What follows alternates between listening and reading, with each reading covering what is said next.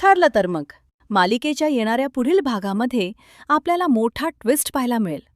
सायली गरोदर असल्यामुळे आता प्रतिमा म्हणते की मी काही दिवस सायरीला माझ्या घरी घेऊन जाते. मधुभाऊ असते तर ते तिला आश्रमात घेऊन गेले असते, पण आम्ही सायलीला आमची मुलगी मानले, त्यामुळे आम्ही तिला माहेरी घेऊन जाऊ.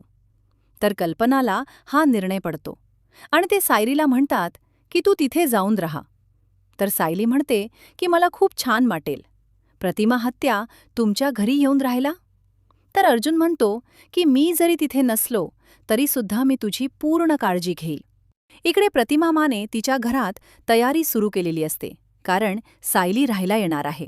माझ्या सख्या मुलीला मी जे प्रेम दिलं असताना तेच मी माझ्या सायलीला देणार आहे. प्रियाने मुलगी बनून आमचा विश्वासघात केला, पण सायली मुलगी नसूनही आम्हाला किती प्रेम करते. तर अर्जुन एका माणसाला पाठवून घरामध्ये सेफ्टी झोन तयार करतो. प्रतिमा म्हणते की सायली किती भाग्यवान आहे, तिला अर्जुनसारखा नवरा मिळालाय. तर इकडे रविराजला आता सायलीमध्ये त्याची तन्वी दिसत असते.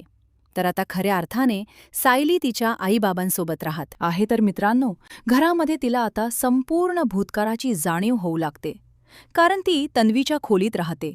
तिला तन्वी दिसत असते, म्हणूनच सायली चक्कर येऊन खाली पडते. तर ताबडतोब सायलीला हॉस्पिटलमध्ये ॲडमिट करण्यात येतं. तर सायलीला अशक्तपण आल्यामुळे तिला रक्ताची गरज असते आणि अखेर प्रतिमा आता ब्लड डोनेट करते आणि डीएनए टेस्टमध्ये सायली आणि प्रतिमाचा डीएनए मॅच होतो आणि सायलीच खरी प्रतिमाची मुलगी आहे हे अश्विनच्या लक्षात येत.